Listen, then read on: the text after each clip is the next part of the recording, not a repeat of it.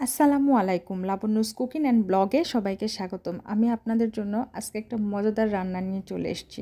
আজকে আমি আপনাদের সয়াবিন রান্না করে দেখাবো। এটা খুব সিম্পল ওয়েতে রান্না করি, আর এই রান্নাটা গরম ভাতের সাথে খেতে এত মজার, আপনারা বাসায় একবার হলেও ট্রাই করবেন। অনেক সময় আছে বাচ্চারা মাংস খাবার জন্য অনেক বায়না করে, এইটা রান্না করলে মাংস খাওয়াই ভুলে যাবেন। দেখুন আমি এখানে 1 কাপ মতো সয়াবিন নিয়েছি। এখন এই সয়াবিনগুলো আপনারা যে কোনো ব্র্যান্ডের নিতে পারেন, এগুলো মুদি দোকানেও পাওয়া যায়। এখন এই সয়াবিনগুলোকে দেখুন আমি একটু গরম হয়েছে পানিটা, তার মধ্যে দিয়েছি জাস্ট একটা বলক আসা পর্যন্ত আমি অপেক্ষা করব, আর এগুলো একটু চেপে চেপে দিব। একটা বলক আসার পর আমি চুলাটা বন্ধ করে দিব। তারপর যখন আমি এটাকে ঠান্ডা করতে দিয়েছি, এখন ঠান্ডা হওয়ার পর দেখুন আমি এটাকে আগে ঠান্ডা পানি দিয়ে একটু ধুয়ে নিয়েছি। ধুয়ে নেওয়ার পর তারপরে এভাবে আমি পানিগুলো চিপে চিপে ফেলিয়ে দিচ্ছি। আমার পানি চিপে ফেলে দেওয়া শেষ। এখন আমি রান্না করার জন্য চুলায় অল্প করে তেল দিয়ে কড়াইতে তারপর এই সয়াবিনগুলো খুব ভালোভাবে ভেজে নিব। আপনারা ফ্রাই প্যানেও ভাজতে পারেন, কিন্তু আমি অনেক আলসা, ফ্রাই প্যান ধোয়ার জন্য আমি রেগুলার যেটাতে রান্না করি সেটাতেও আমি এগুলো ভেজে নিয়েছি। এখন ভাজা শেষ। আমি ওই কড়াইতে এখন একটা আলুকে আমি কিউব করে কেটে রাখছিলাম, লবণ দিয়ে জাস্ট ভেজে নেব।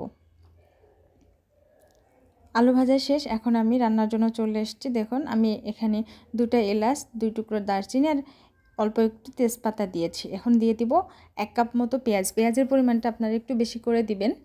তারপর এগুলোকে আমি একটু লাল লাল করে ভেজে নিব।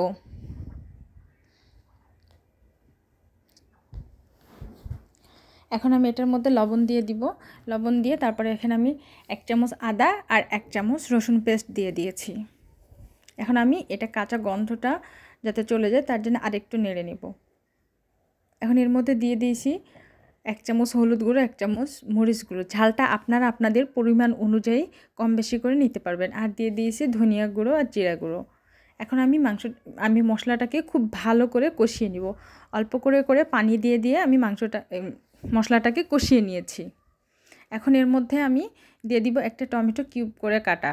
আপনারা টমেটো অবশ্যই দিবেন, তাহলে ঝোলটা অনেক বেশি গাঢ় হবে। এখন আমি টমেটোটাকেও ভালো করে কষিয়ে এখন আমি দিয়ে দিব আলুটা। আমি আলুটাকেও একটু কষিয়ে নিব। তারপরে দিয়ে দিব সয়াবিনগুলো।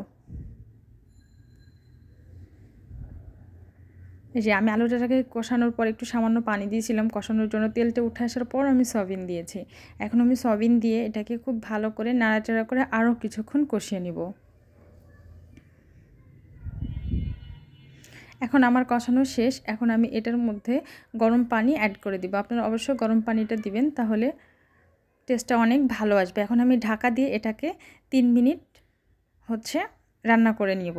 তারপর আমি গরম মশলা গুঁড়ো দিয়ে এটাকে আর জিরা গুঁড়ো দিয়ে নামিয়ে নেব। প্লিজ আমার ভিডিওটি যদি ভালো লেগে থাকে আপনাদের কাছে লাইক, কমেন্ট, শেয়ার করে দিবেন। আল্লাহ হাফেজ।